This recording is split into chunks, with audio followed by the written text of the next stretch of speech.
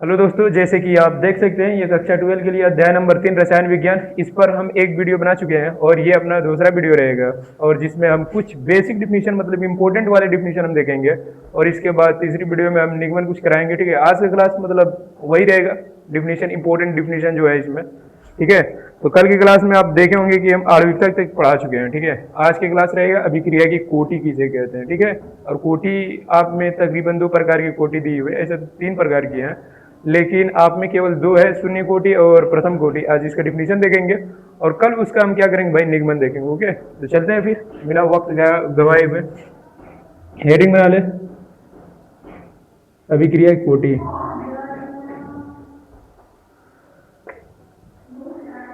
अभिक्रिया की कोटि वेरी इंपॉर्टेंट है भाई, ये एकदम पूछता है। सोच लीजिए अभिक्रिया की कोटि किसे कहते हैं। आपसे कोई कह दे कि अभिक्रिया की कोटि किसे कहते हैं तो आप सिंपल बताइएगा कि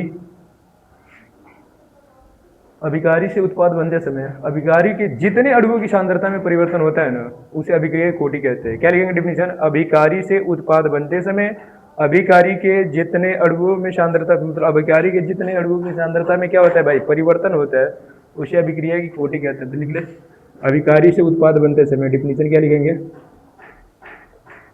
अभिकारी अभिकारी से उत्पाद बनते समय अभिकारी से उत्पाद बनते समय अभिकारी के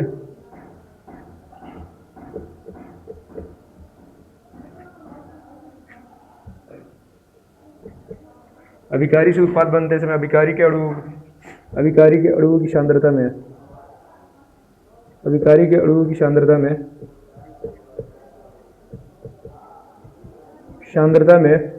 अभिकारी के अणुओं की सांद्रता में जो परिवर्तन होता है जो परिवर्तन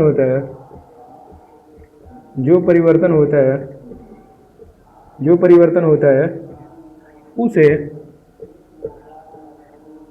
कोटि कहते हैं, उसे कोटि कहते हैं, याद रखिएगा। ठीक है, उसे कोटि कहते हैं। अभिकारी से उत्पाद बनते समय अभिकारी के अणुओं की सांद्रता में जो परिवर्तन होता है उसे अभिक्रिया क्या कहते हैं भाई, कोटि कहते हैं या कोटि कहते हैं, सिंपल आप कह सकते हैं। ठीक है, तो कोई भी पूछे बहुत ज्यादा इंपॉर्टेंट है ये डिफिनीशन, क्योंकि आणविकता जब पूछता है तो ये तो एकदम निश्चित है कि आणविकता और कोटि में अंतर जरूर आता है। तो पॉइंट बना के आप इसमें लिख सकते हैं, अभिकारी से उत्पाद बनते समय देखिए ये अभिकारी से उत्पाद बनते समय अभिकारी के अणुओं की सांद्रता में जो परिवर्तन होता है उसे कोटि कहते हैं। बस यही डिफिनीशन है, नोट करके लिखिए। कुछ इंपॉर्टेंट बात है में नंबर 1 लिखिएगा, कोटि। ठीक है, कोटि का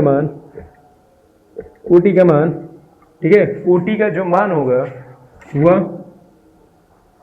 कोटि का मान धनात्मक एवं ऋणात्मक दोनों होता है,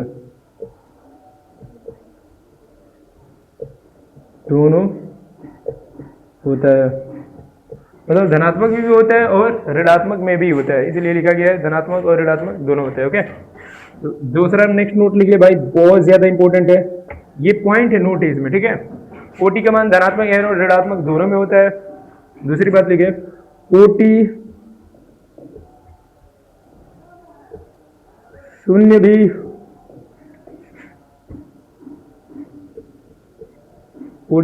होती है। कोटि कितनी होती है भाई, शून्य भी होती है, ये चीज याद रखना।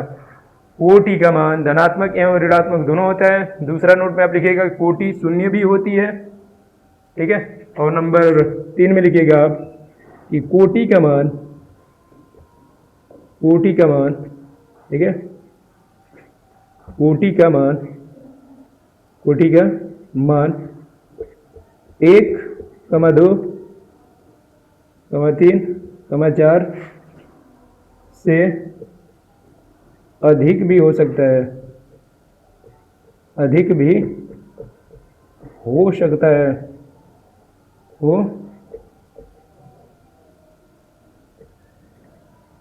कोटि का मान 1, 2, 3, 4 से अधिक भी हो सकता है। कहने का मतलब कोटि का मान 1 भी हो सकता है, 2 भी हो सकता है, 3 भी हो सकता है, 4 भी हो सकता है, 5, 6 ऐसे हो सकता है कोटि के मान।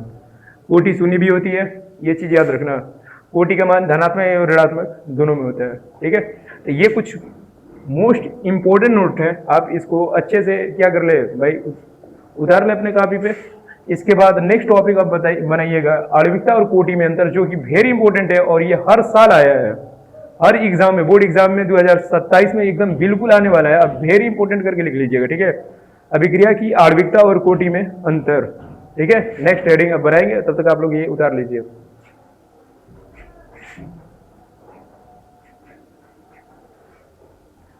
जैसे कि देख सकते हैं, ये अभिक्रिया की आणविकता और कोटि में अंतर क्या है भाई, हेडिंग है नेक्स्ट हेडिंग। और ये वेरी इंपॉर्टेंट है, वीआईपी है भाई, पहले बता दे रहे हैं। ये हर साल आया है, जब हम भी एग्जाम दिए थे अपने समय में, तकरीबन आज से 7 साल पहले ये आ चुका था क्लास 12th में, ठीक है। ये ज्यादा ही इंपॉर्टेंट है, आप लोग हेडिंग बना ले ये, ठीक है। और आणविकता और कोटि में अंतर जब भी लिखिएगा तो हेडिंग ऐसे बनाकर और नीचे एक तरफ आणविकता लिख लीजिएगा, एक साइड, जैसे इधर आणविकता लिख लीजिए और इस साइड आप क्या लिख लीजिए, कोटि।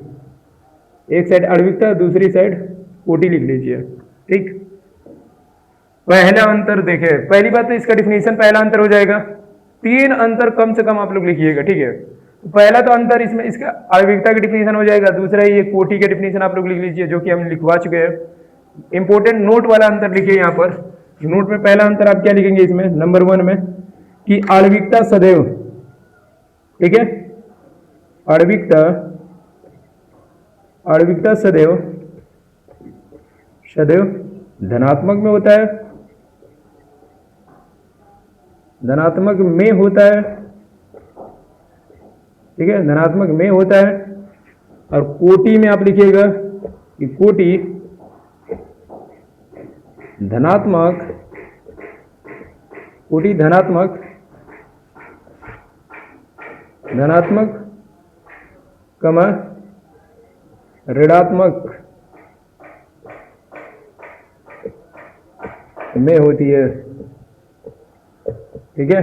कोटि जो होती है वो धनात्मक कमा ऋणात्मक में होती है, धनात्मक भी होगी, ऋणात्मक भी हो सकती है, बट आणविकता जो होगा वह सदैव किस में होगा भाई, धनात्मक में होगा, ठीक है। ये चीज लिखना जरूर।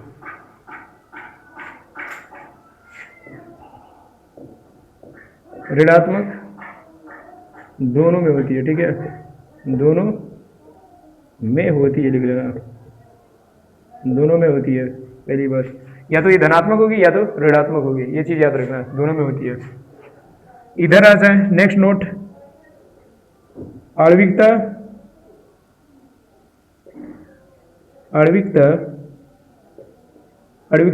शून्य नहीं होती, आणविकता शून्य नहीं होती है, आणविकता शून्य नहीं होती है। बट इधर जब हम लिखेंगे तो कोटि शून्य हो सकती है, लिखना कोटि शून्य हो सकती है, कोटि शून्य हो सकती है। आणविकता शून्य नहीं होती, बट कोटि जो होती है वो शून्य हो सकती है, ठीक है। नेक्स्ट नोट लिख लेना, तीसरा अंतर, आणविकता का मान, ठीक है, आणविकता का मान 1,2,3 तक होता है, 4 नहीं होता, 4 नहीं होता, मतलब 4 नहीं होता तो मतलब ये है कि 4 नहीं होता और 4 से अधिक भी नहीं होता है, ये मतलब 5 नहीं होता, 6 नहीं होता, 7 नहीं होता। आणविकता केवल 3 तक होता है, 1 हो सकता है आणविकता का मान, 2 हो सकता है, 3 हो सकता है, बट 4 से अधिक नहीं हो सकता, और इसमें 4 भी शामिल कर लीजिएगा, ठीक है। इधर है कोटि में, कोटि में आप क्या लिखेंगे भाई, इसका मान जो होगा ना, ठीक है, इसका मान, किसका, कोटि का मान, इसका मान 1,2,3, 4 से अधिक भी हो सकता है, अधिक भी हो सकता है, 4 से अधिक भी हो सकता है। ये वेरी वेरी इंपॉर्टेंट 3 नोट है भाई, 3 अंतर है, आप देख सकते हैं। आप लोग अच्छे से नोट डाउन कर ले और स्क्रीनशॉट ले लीजिए। ये सोच लीजिए इस साल भी आएगा, मतलब अगले साल आएगा आपके एग्जाम में, ठीक है। तो अच्छे से देख ले, नोट डाउन कर ले और याद करके जाइएगा, ठीक है। आणविकता, आणविकता सदैव धनात्मक में होती है। हेडिंग ऐसा ही आएगा कि अभिक्रिया की आणविकता और कोटि में अंतर लिखे हैं। तकरीबन 3 अंतर सोच लीजिएगा, लिखिएगा जरूर, ये 3 नंबर में ही आता है। 3 अंतर लिखेंगे, 3 नंबर फटाक से मिलेगा, ठीक है। तो आप लोग नोट डाउन कर लीजिए। चलते हैं नेक्स्ट टॉपिक की तरफ, जिसका नाम है शून्य कोटि अभिक्रिया। कर लें, जैसे कि देख सकते हैं अपना नेक्स्ट हेडिंग क्या है भाई, शून्य कोटि अभिक्रिया, नेक्स्ट टॉपिक है। अब शून्य कोटि अभिक्रिया किसे कहते हैं, आपसे कोई पूछ दे, ये कोटि की पहली प्रकार है, ठीक है। कोटि कितने प्रकार की होती है, तो आप बोले ना 1 2 3 4, ये 4 से अधिक भी हो सकती है। तो आप में केवल 2 ही कोटि तक अभिक्रिया पढ़ना है, एक शून्य कोटि और दूसरी प्रथम कोटि अभिक्रिया। द्वितीय कोटि अभिक्रिया आपके सिलेबस में नहीं है और तृतीय कोटि आपके सिलेबस में नहीं है। आप यदि BSc करेंगे तो उसमें आपको पढ़ना पड़ेगा द्वितीय कोटि और तृतीय कोटि अभिक्रिया। बट आप में केवल 2 है, तो वो 2 की चर्चा की जाएगी यहाँ पर, इसके बाद डायरेक्ट आगे चला जाएगा, ठीक है। तो चलते हैं भाई, शून्य कोटि अभिक्रिया किसे कहते हैं। आपसे कोई पूछ दे कि शून्य कोटि अभिक्रिया किसे कहते हैं, भाई ये भी बहुत इंपॉर्टेंट है। मतलब ये चैप्टर ज्यादा ही इंपॉर्टेंट है, कई नंबर का मतलब इसमें से बन जाता है, ठीक है तो छोटा लेकिन कई नंबर के इसमें बन जाएगा, ठीक है। तो डिफिनीशन पे कमांड करके रखना भाई, ठीक है।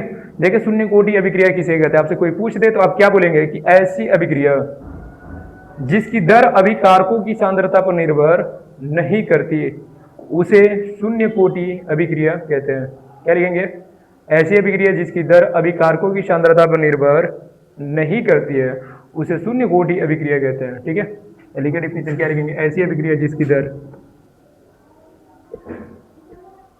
ऐसी अभिक्रिया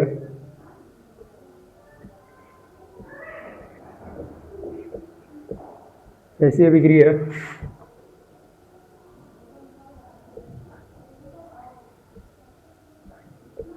ऐसी अभिक्रिया जिसकी दर ऐसी अभिक्रिया जिसकी दर अभिकारकों की सांद्रता पर निर्भर नहीं करती है,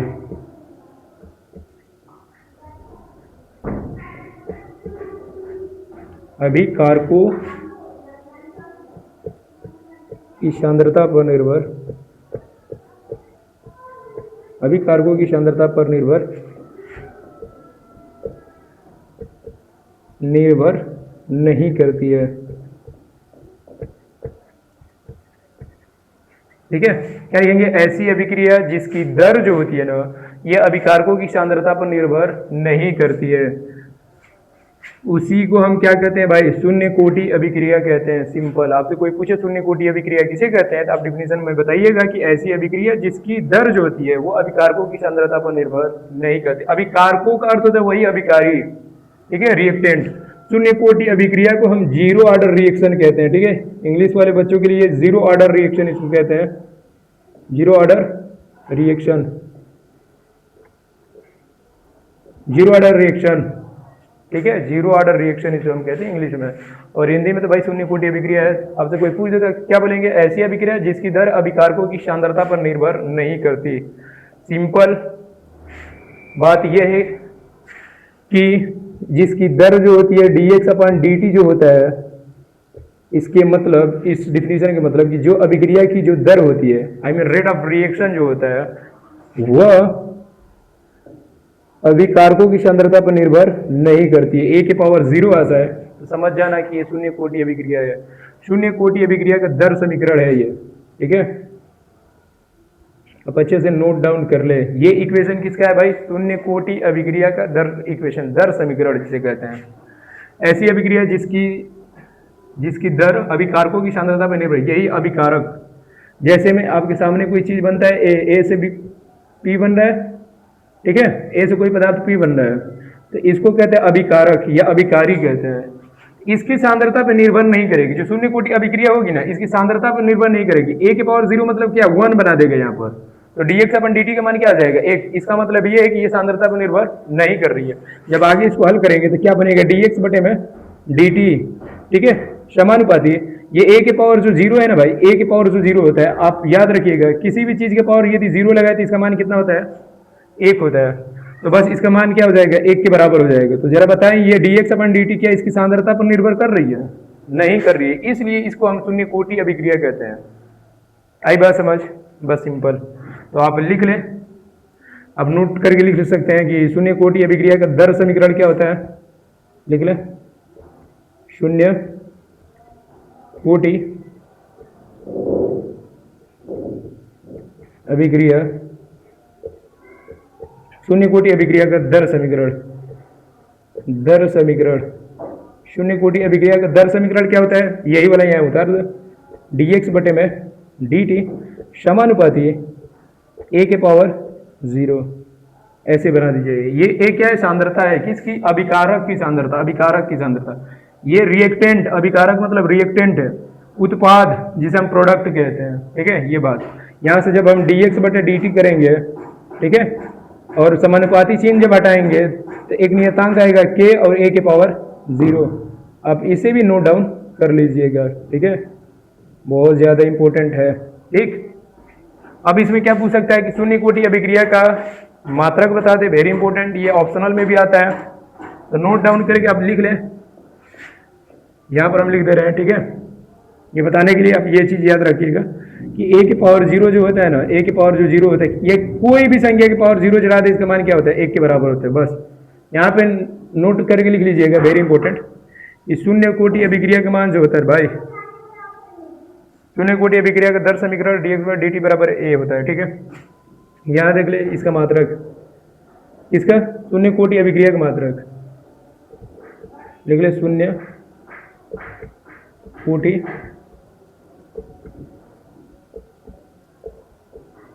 अभिक्रिया का मात्रक, मात्रक ये बड़ा पूछता है भाई, वेरी इंपॉर्टेंट है। शून्य कोटि अभिक्रिया का मात्रक क्या होता है, शून्य कोटि अभिक्रिया का मात्रक dx बाई dt मोल